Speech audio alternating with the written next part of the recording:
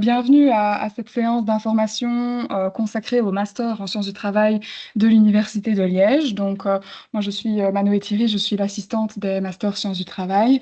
Donc, ça implique que je donne des cours dans ces masters à la fois de méthodologie, accompagnement au stage, accompagnement au TFE, mémoire, mais aussi je suis un rôle de relais un peu au sein du master et d'information générale.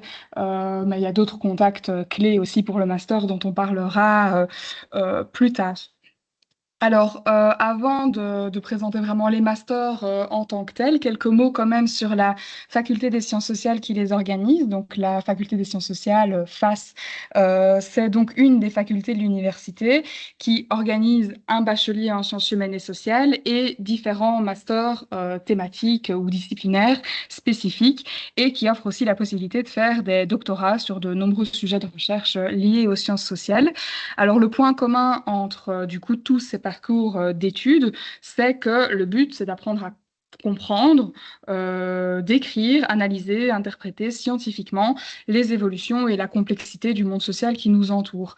Alors du coup, avoir un diplôme de la faculté des sciences sociales, c'est du coup avoir des clés pour répondre à différents enjeux sociaux contemporains et essayer de réfléchir un peu collectivement à des solutions et des actions qui sont constructives, solides et durables et citoyennes dans la mesure du possible pour nos sociétés. Donc, il s'agit d'une relativement petite faculté, enfin comparée aux autres en tout cas, donc plutôt à taille humaine, environ 1200 étudiants, ce qui permet de suivre des cours dans des locaux relativement petits.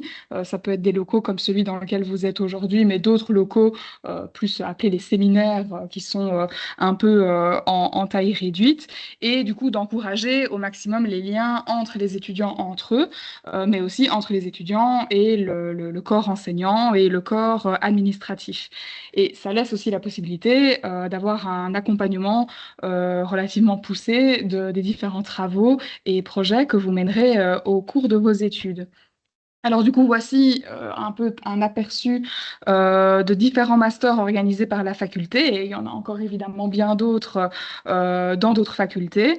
Alors on voit là que du coup que les masters sciences du travail et GRH, en fait, ça constitue un peu la filière thématique travail au sein de la faculté, dans le sens où, contrairement par exemple à la sociologie ou anthropologie, ce ne sont pas des masters disciplinaires, mais des masters pluridisciplinaires, mais autour de la thématique du travail. Donc il y a à la fois de la sociologie, du droit, parfois dans des cours à option de la psycho, mais aussi enfin, voilà, de la méthodologie, etc., des langues, tout en se spécialisant sur le thème du travail. Alors la différence majeure entre sciences du travail et GRH, c'est que d'abord GRH, il y en a que une possibilité de master en termes de modalité d'organisation, c'est un master en 2 ans, donc 120 crédits et en horaire de jour, et qui se spécialise sur la gestion et l'organisation de l'emploi et des employés en entreprise. Donc il y a par exemple des cours de comptabilité, de contrat de travail, d'ergonomie, d'entretien d'embauche, etc. Et une plus grande place donnée aussi à l'anglais et aux langues de manière générale. Donc ça vous dirige vers un métier assez spécifique qui est finalement d'être un peu le bras droit des employeurs dans la gestion de leur personnel. Alors par contre, en sciences du travail, la différence, c'est que donc il y a deux possibilités. Il y a un master 60 crédits et un master 120 crédits, horaire de jour ou horaire décalé, et le cadrage thématique est plus large, c'est-à-dire qu'il s'agit de questionner le monde du travail dans son ensemble et pas uniquement dans son pan gestion du personnel. Et donc, par exemple, il y a un cours d'histoire du travail, d'approche sociologique de la gestion de projet, un cours sur les entreprises sociales et les questions de durabilité, l'analyse des politiques sociales, un cours, par exemple, sur les indicateurs du marché du travail pour comprendre d'un point de vue statistique pardon, et macro le marché de l'emploi. Il est possible de choisir un cours à option sur les dispositifs de formation, par exemple. Donc vous voyez que le cadrage par rapport à la thématique travail est plus large que spécifiquement l'orientation GRH. Alors, par contre, bien sûr, entre les deux, ben voilà, il y a pas mal d'affinités théoriques et thématiques, et donc forcément, il y a pas mal de cours en commun, mais il y a aussi des cours spécifiques, sciences du travail, et en sciences du travail, ben, du coup, il y a la possibilité de s'ouvrir à un peu d'autres métiers et secteurs, notamment Ça ouvre la porte vers le secteur associatif, les administrations publiques, etc., de manière un petit peu plus privilégiée par rapport à GRH. Alors, une autre différence, c'est qu'il y a plus de stages en sciences du travail 120 crédits qu'en GRH. Donc là, il y a un stage chaque année, alors qu'en GRH, il n'y a qu'un stage en deuxième année. Depuis le début, comme vous aurez remarqué, je parle de master en sciences du travail au pluriel, donc c'est-à-dire qu'on en a deux, comme je le disais, un 60 crédits et un 120 crédits. Ils ont comme point commun d'être pluridisciplinaires euh, et d'être centrés du coup sur la thématique du travail, mais ils diffèrent au niveau de l'organisation et du degré d'approfondissement. Donc au niveau du master 120 crédits à finalité approfondie, qui se déroule en horaire de jour et qui est forcément plus complet parce qu'évidemment on double la quantité de crédits et donc de contenu qu'on vous transmet et qui comporte aussi un stage chaque année. Donc ça, c'est les spécificités du 120. Et au niveau du master 60 crédits, la spécificité, c'est qu'il se déroule en horaire décalé, donc à partir de 17 heures. Les cours ont lieu à partir de 17 heures, les examens aussi. Mais donc, bien entendu, il est moins complet et aussi moins valorisable, a fortiori, sur le marché du travail.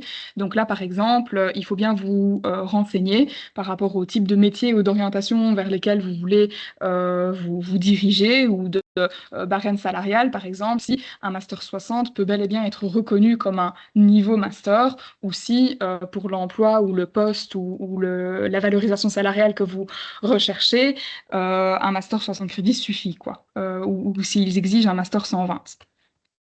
Alors du coup, les objectifs de ces deux masters, c'est de vous transmettre des grilles de lecture scientifiques pour comprendre les réalités du monde du travail et aussi des méthodes pour vous-même participer au développement des connaissances sur le monde du travail et les approcher de manière critique. Donc le but, c'est de vous faire développer des compétences générales, comme la réflexivité, l'esprit critique, et différentes soft skills aussi, comme le travail en équipe. Vous verrez que vous allez devoir faire des travaux en équipe à certains moments, des présentations de contenu devant un public, des compétences de rédaction, d'organisation du travail, de gestion de vos projets de recherche dans vos différents cours, etc. Donc toutes ces compétences-là sont aussi forcément transversales à l'ensemble du master et sont acquises à travers les différents cours. Alors un dernier objectif, et pas des moindres des masters sciences du travail, c'est du coup de vous transmettre des savoirs, des connaissances qui ont été établies et développées sur le monde du travail autour de différents objets, emploi, chômage, entreprise durable, etc., etc. Et du coup, voilà, c'est grâce à tous ces savoirs, notamment, que vous serez en mesure d'atteindre aussi les autres objectifs que vous voyez ici. Donc à ce niveau-là, l'université, ça diffère par exemple de la haute école, si jamais vous connaissez un peu plus ce modèle-là, dans le sens où le but n'est pas de vous former à agir de manière précise et spécialisée sur des situations très concrètes liées à un métier en particulier et bien ciblé, bien défini, mais plutôt de vous donner tous les outils pour comprendre le monde du travail, les bases de compétences et de connaissances pour ensuite évoluer dans le monde professionnel en tant que détenteur de master et donc avec un niveau de responsabilité plus haut aussi, quoi. Et donc, en termes d'organisation, vous êtes aussi plus laissé en autonomie. Il y a quelques cours par semaine et le reste du temps, vous devez avancer sur vos travaux et vos projets. Donc voilà, c'est pas le même mode d'enseignement Enfin, voilà, c'est pas le même modèle que la haute école, par exemple. Alors, au niveau un peu des profils types de chaque master, donc ça diffère forcément en fonction du 120 crédits ou du 60 crédits.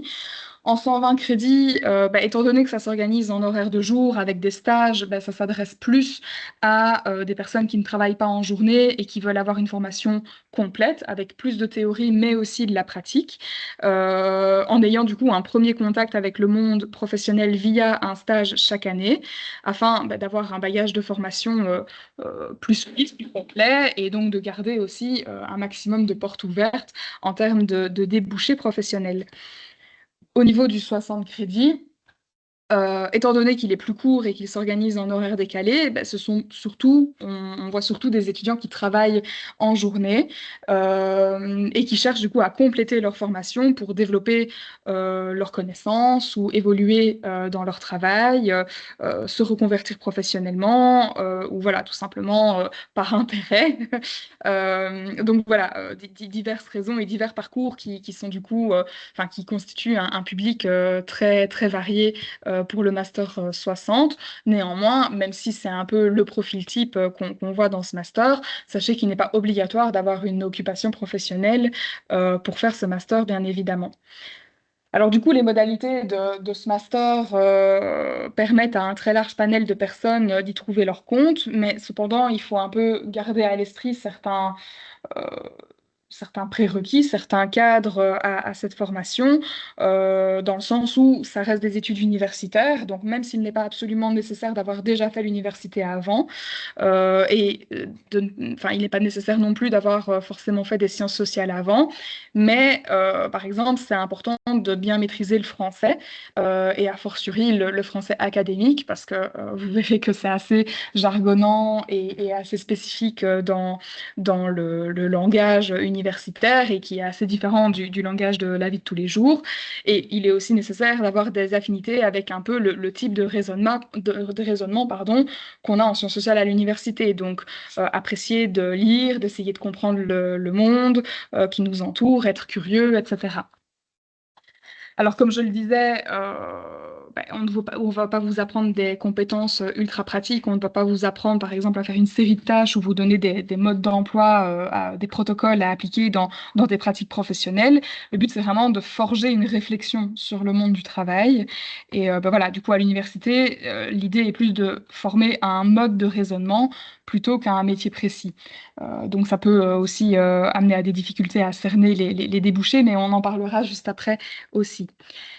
Mais avant ça, du coup, concrètement, si vous avez décidé de suivre un master universitaire sciences du travail et que vous n'avez pas de bachelier universitaire sciences humaines et sociales, vous devrez passer par une passerelle ou bloc zéro ou complément de programme. Tout ça, c'est un peu des synonymes. Donc ça veut dire que vous pouvez déjà entamer le master, mais en plus de ça, vous avez différents cours d'introduction à valider, donc qu'on vous rajoute à votre cursus. Donc d'un cursus de 60 crédits ou de 120 crédits, vous pouvez passer à un cursus à 75,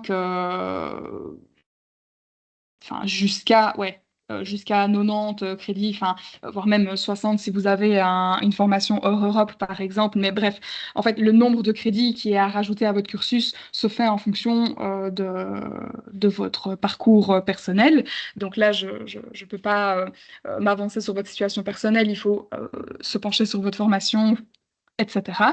Mais du coup, ça veut dire que ça augmente la charge de votre master et en sachant qu'une année ne peut pas compter plus que 75 crédits, si par exemple vous avez un bloc zéro de 30 crédits à valider en plus du master 60, ça fait 90 crédits et donc forcément ça vous étale le master sur 2 ans minimum, quoi.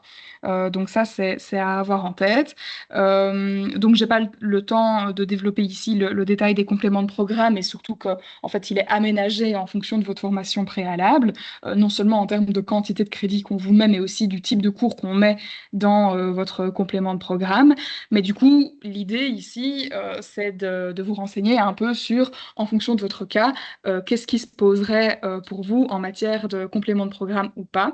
Euh, et à savoir aussi que si du coup vous avez un complément de programme à faire qui dépasse 75 crédits sur une année et que donc vous devez faire forcément le master 60 par exemple sur 2 ans, sachez que du coup les cours du bloc zéro doivent être pris en premier lieu et puis être complétés par les cours du master.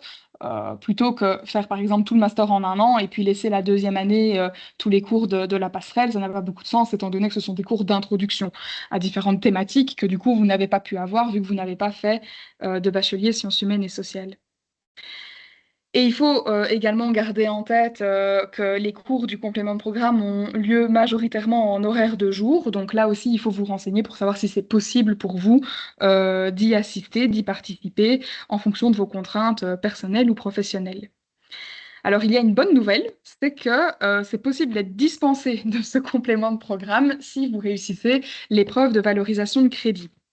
Donc, cette épreuve, elle est facultative, c'est-à-dire que c'est pas obligatoire de la faire pour pouvoir vous inscrire au master. C'est pas une épreuve d'admission. C'est vraiment une épreuve qui permet d'être dispensé des crédits supplémentaires qui s'ajouteraient à votre cursus si jamais vous n'avez pas un accès direct au master, quoi. Donc, si jamais vous n'avez pas fait de bachelier universitaire sciences humaines et sociales. Euh, donc, cette épreuve, elle se déroule le 5 septembre, c'est un samedi matin.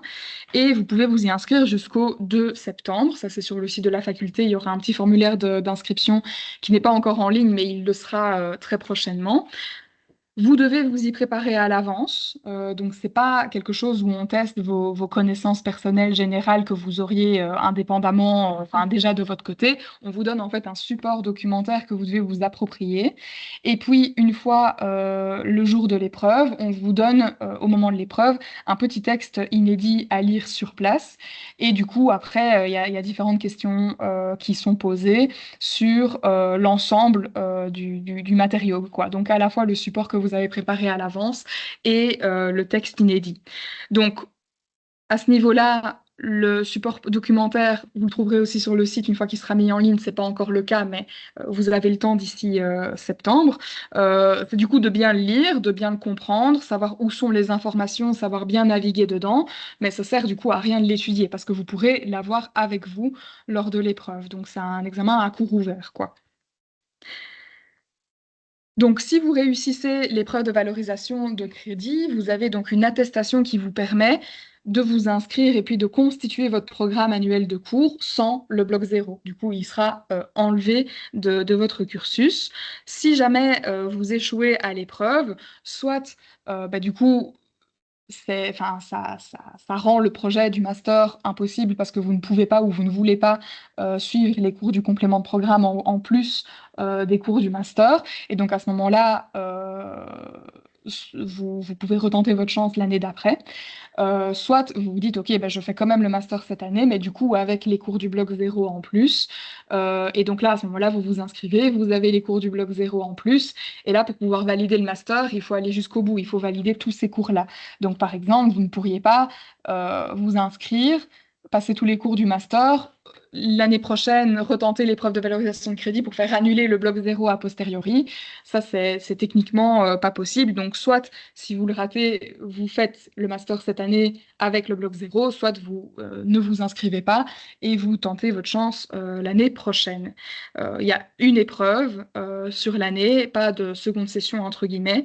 Donc c'est le 5 septembre, pardon, samedi matin.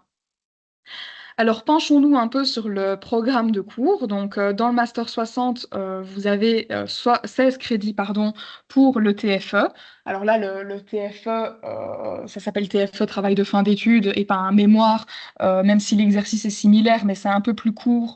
Et les modalités d'organisation sont pas exactement les mêmes, donc c'est pas exactement un mémoire, mais c'est le même type d'exercice. En fait, c'est une recherche que vous allez mener par vous-même, supervisée par un promoteur ou une promotrice.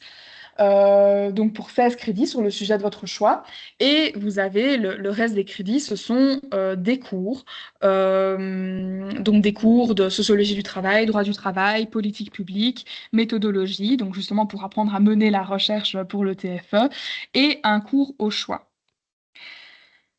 Au niveau du master 120, donc il y a 2 années, 2 blocs. En bloc 1, vous avez un stage pour 7 crédits, 53 crédits de cours théoriques qui reprennent là aussi des cours de sociologie du travail, droit, méthodologie, mais aussi un cours d'entreprise sociale et développement durable et un cours de gestion de projet, par exemple, qui sont dans le 120 et pas dans le 60. Donc là, vous avez un bagage supplémentaire. Et alors, pour le bloc 2 du Master 120 à finalité approfondie, vous avez un stage pour 9 crédits, où là, l'idée, c'est vraiment de créer un dispositif d'intervention sur le lieu de stage, donc avec une visée beaucoup plus pratique et collaborative avec le lieu de stage, un mémoire pour 16 crédits, et le reste des crédits, donc 35, ce sont des cours de sociologie du travail, droit, méthodo, hein, c'est toujours un peu le trio inséparable, mais aussi un cours de langue, un cours à option, un cours d'histoire du travail, introduction aux études de genre, médiation. Donc de nouveau, toute une panoplie d'outils qui vous permettent d'explorer pas mal de thématiques qui ont tout leur sens dans le milieu du travail. Donc vous voyez que le programme, que ce soit pour le 60 ou pour le 120, ça représente un investissement assez conséquent.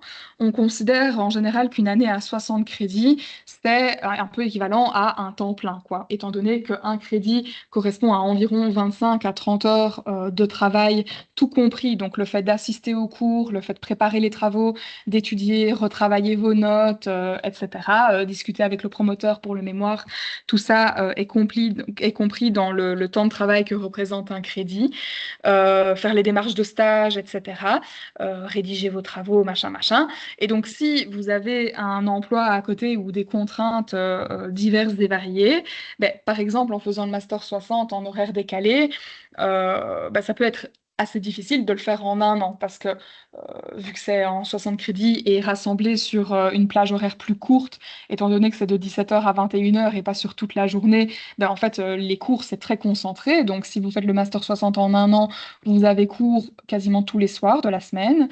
Et le reste du temps, il faut préparer, retravailler vos notes, faire les travaux, faire les présentations, lire les textes, etc., etc.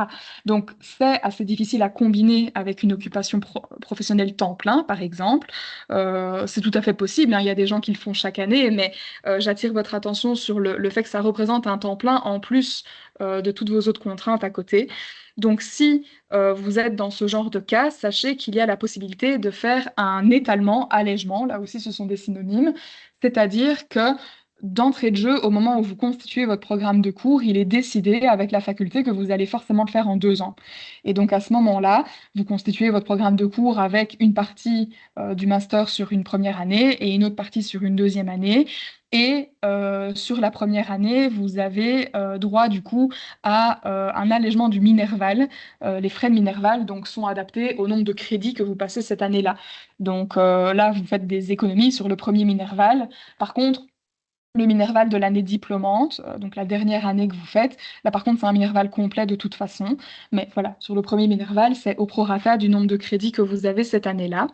Euh, Par contre, si, par exemple, vous commencez le master en vous disant je fais tout en un an et qu'en cours de route, vous vous rendez compte, en fait, ça va pas vraiment le faire, je préfère reporter une partie de mes cours à l'année prochaine, là, c'est trop tard parce que du coup, vous vous êtes déjà inscrit sous le régime de un an, vous avez déjà payé le frais de Minerval, et donc bah là, du coup, vous payez deux Minerval, enfin deux frais de Minerval complets. Mais voilà, c'est quand même possible de, même en cours de route, faire le choix d'étaler sur 2 ans, mais du coup, c'est pas un étalement officiel, c'est pas une convention avec la faculté, et donc les frais de Minerval sont pas adaptés, quoi. Sachez aussi que c'est possible, par exemple, de faire en un an et demi, si vous êtes un peu pris par le temps. C'est-à-dire que, par exemple, vous pourriez décider de passer tous les cours théoriques la première année et puis ne garder que des cours du premier quadri, par exemple, et le TFE pour pouvoir le défendre en janvier. Et donc, ben là, vous avez une première année académique et puis une année jusqu'en janvier. Vous êtes diplômé en janvier si vous défendez votre TFE. Et comme ça, vous avez fait le master en un an et demi. C'est possible aussi.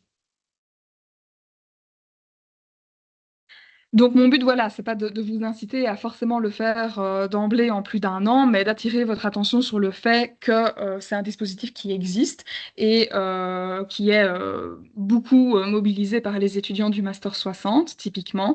Euh, mais voilà, c'est à vous de jauger évidemment en fonction de votre situation personnelle.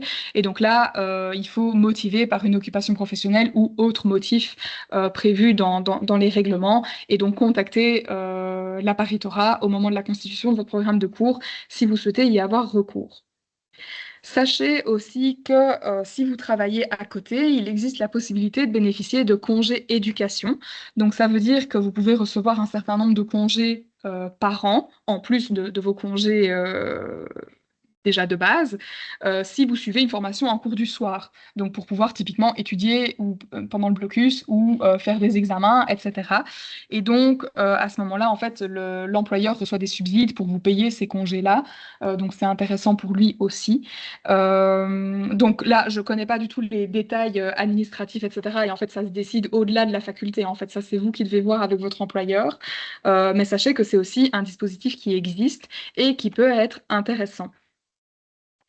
Alors, si vous voulez faire du coup un master en sciences du travail, comment faire? Alors, la première étape, c'est de vous renseigner pour voir si vous devez faire un bloc zéro ou pas, et combien de crédits seraient dans votre bloc zéro en fonction de votre parcours de formation antérieur. Si vous avez un bloc zéro et que vous voulez tenter votre chance pour en être dispensé avec l'épreuve de valorisation de crédit, il faut vous inscrire, vous préparer et la passer. Et dans ce cas-là, il vaut mieux attendre d'avoir les résultats de l'épreuve avant de lancer votre démarche auprès des inscriptions. Parce que si, imaginons, vous vous inscrivez et puis au master, et puis vous passez l'épreuve de valorisation et vous échouez malheureusement, et que vous vous dites, en fait, du coup, je reporte mon projet de master à l'année prochaine pour retenter ma chance, par exemple, alors il faut faire une procédure de désinscription.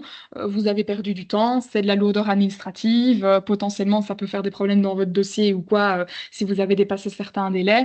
Donc voilà, si vous comptez passer l'épreuve de valorisation de crédit, ne vous inscrivez pas à l'université d'abord, d'accord? Par contre, si vous ne voulez pas ou vous ne devez pas passer l'épreuve de valorisation de crédit, là, je vous conseille de vous inscrire avant le mois de septembre. Le plus tôt sera le mieux, parce qu'en plein milieu de l'été, en général, du 15 juillet au 15 août, il y a beaucoup de membres du personnel qui sont en vacances et donc les dossiers prennent du temps à être traités. Et puis après, il y a l'organisation de la seconde session et l'organisation de la rentrée. Et donc le dossier peut prendre du temps à être traité. Et en fait, tant qu'il n'est pas traité, vous n'avez pas accès aux ressources des cours, aux identifiants, au pack office, etc. Donc si vous voulez de toute façon vous inscrire indépendamment de l'épreuve de valorisation de crédit, je vous conseille plutôt de le faire en début d'été. Comme ça, vous aurez toutes les clés en main dès début septembre. Alors, si vous avez des questions sur la procédure d'inscription, là, il faut contacter le service des inscriptions. Ça, c'est un service universitaire, c'est pas lié à la faculté. Donc, si vous contactez la paritorat, les secrétaires de la faculté, elles ne sauront pas vous aider pour ça. C'est vraiment un service dédié aux inscriptions et ça, c'est extérieur. Donc, on vous renverrait vers ça.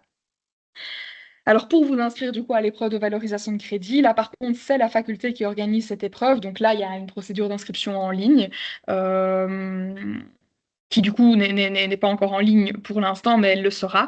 Et là, c'est avant le 2 septembre qu'il faut le faire. Euh, et voilà, au niveau de l'épreuve de valorisation de crédit, juste pour terminer sur ça, en général, il faut à peu près une semaine après l'épreuve pour, voilà, en l'occurrence, c'est moi, me donner le temps de corriger les copies et générer les attestations de réussite. Donc voilà, environ un délai d'une semaine après la date de l'épreuve pour avoir les résultats et du coup savoir si vous pouvez avancer dans vos procédures. Mais du coup, dans tous les cas, renseignez-vous sur la procédure d'inscription en amont, comme ça, parce qu'il y a toute une série de documents à donner, notamment des copies de vos anciens diplômes, des attestations d'employeurs, etc. Donc, allez voir quand même en quoi ça consiste pour déjà récupérer tous vos documents et être prêt dès que vous avez accès à l'inscription pour le faire rapidement et débloquer au maximum votre dossier. Parce que voilà, chaque année, il y a un peu il faut un certain temps pour constituer les inscriptions, les programmes de cours, etc. Et quand on est en plein mois de septembre, les services sont assez surchargés, donc ça prend souvent du temps. Et pendant tout ce temps-là, vous n'avez pas accès aux ressources pédagogiques. Donc voilà, essayez au maximum d'avoir déjà les documents à disposition. Alors du coup, une fois que vous vous êtes inscrit, donc vous avez réussi l'épreuve de valorisation de crédit, vous n'en avez pas besoin, ou vous avez un bloc zéro, vous êtes inscrit, vous avancez.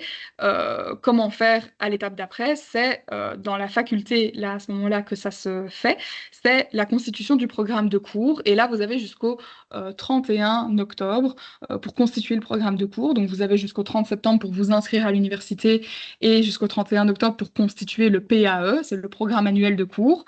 Et là, en fait, c'est simplement simplement vous inscrire à quel cours est-ce que je veux passer cette année. Et donc, si vous faites un étalement, c'est à ce moment-là que ça se décide. Donc là, vous devez envoyer en fait à la paritorat une proposition d'étalement en disant, ben voilà, cette année, j'aimerais bien suivre ces cours-ci et l'année prochaine, j'aimerais bien suivre ceux-là. Et si ça respecte les dispositions réglementaires, la paritorat l'encode et c'est validé et vous avancez. Alors en termes de réglementation, c'est assez léger, vous êtes assez libre dans la constitution de votre allègement, c'est-à-dire que par exemple tous les cours du bloc 0 doivent être en première partie d'étalement et par exemple le TFE doit être forcément en fin d'étalement, mais tout le reste, vous pouvez l'organiser comme vous le voulez.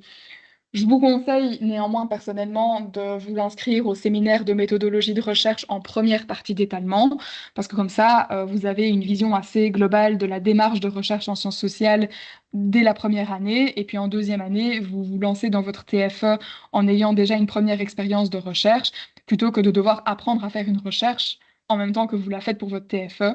Donc ça, c'est un petit conseil personnel que je vous donne. Et aussi d'avoir le séminaire d'accompagnement au TFE en même temps que le TFE. Comme ça, les deux se suivent en parallèle, mais c'est pas obligatoire, mais c'est là aussi un petit conseil de ma part.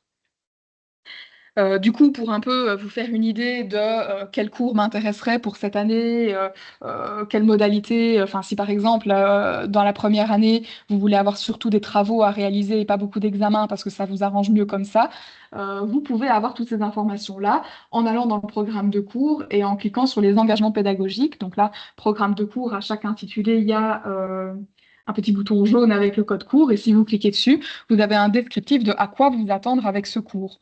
Donc non seulement en termes de contenu, mais aussi en termes de modalités d'évaluation, de nombre de séances de cours, si c'est en présentiel, distanciel, etc., enregistré, etc. Donc ça peut vous donner une idée de comment organiser votre cursus si vous décidez de l'étaler, par exemple. Et là aussi, un petit conseil personnel, c'est si vous faites un allègement, en première année, suivre surtout des cours qui vous intéressent le plus en termes de thématiques, pour un peu déjà potentiellement découvrir certaines ressources théoriques, pour potentiellement faire votre mémoire ou votre TFE dessus ensuite, quoi. Parce que moi, par exemple, ça m'était arrivé dans mon propre master. Il y a des cours que j'ai découverts en deuxième année, mais au deuxième quadri. Et je m'étais dit, si j'avais su, j'aurais bien fait mon mémoire là-dessus. Mais je l'ai découvert après. C'est toujours une petite frustration. Mais voilà, là aussi, petit conseil personnel. Alors, une fois que vous avez suivi le master, que vous avez réussi avec brio, on peut se poser la question de quoi faire avec, quels sont les débouchés. Alors là, les sciences du travail, ben, c'est quelque chose d'assez large, ce qui a certes l'inconvénient d'être peut-être un peu flou au début quand on ne connaît pas forcément, mais qui a l'avantage d'ouvrir beaucoup de portes. Donc notamment dans différents secteurs, au niveau associatifs, ASBL, ONG, fondations, coopératives, mutuelles, entreprises d'insertion, syndicats, dans la culture, l'éducation permanente, avec des fonctions de chargé de projet, animateur, animatrice ou directeur, directrice, coordinateur, coordinatrice, agent RH si vous vous dirigez vers ce genre de filière, mais aussi des fonctions dans les administrations à différents niveaux dans différentes institutions comme Feu d'Asile, les intercommunales, etc. Là aussi, on en a régulièrement. Et au niveau du privé, forcément, les entreprises, les PME, assurances, etc., etc. On a un très large panel d'occupations professionnelles dans nos anciens diplômés. Et d'ailleurs, sur le site de la faculté, vous pouvez trouver certains témoignages de certains parcours de formation et professionnels d'anciens diplômés de chez nous. Et évidemment, j'avais oublié, mais l'enseignement, bien sûr, que ce soit à l'école, dans le supérieur, dans la promotion sociale, etc. Et la recherche, mais ça, au niveau de la recherche, c'est surtout avec le master 120 que vous pouvez accéder au doctorat, si ça vous intéresse, et pas avec le master 60.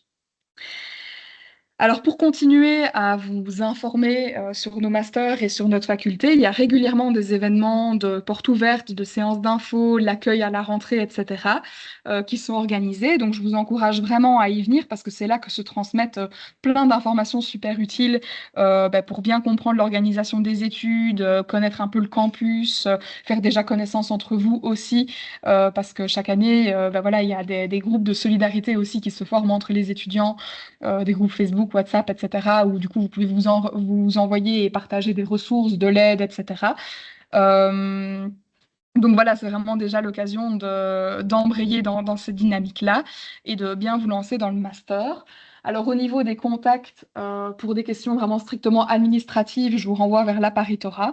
En l'occurrence, si vous me contactez moi avec des questions du type avec tel diplôme, est-ce que je dois avoir un complément de programme ou pas? Enfin, je peux vous rediriger vers le site, etc. Mais moi, j'ai pas la main sur votre dossier administratif ou sur la constitution de votre programme de cours, donc je saurais pas vous répondre. Donc moi, c'est plutôt pour des questions générales d'informations sur le master. Donc là, vous voyez mon adresse mail. D'ailleurs, si vous avez envie d'avoir le PowerPoint de ce soir, vous pouvez m'écrire et je vous l'enverrai. Comme ça, vous avez les URL, les informations, etc. Et alors, pour des cas spécifiques, c'est le président de jury, Manuel Servara Marzal, mais lui, c'est un peu, entre guillemets, le bout de la chaîne. C'est vraiment quand des cas ne sont pas déjà réglés par les règlements, les dispositions déjà prévues, et que lui, il doit trancher sur des situations non prévues de base, par exemple, tous les cas de dispense. Ben, alors lui, c'est lui qui tranche ça et qu'il faut contacter. Mais pour tout ce qui est administration et questions générales, c'est soit de la paritora, soit moi.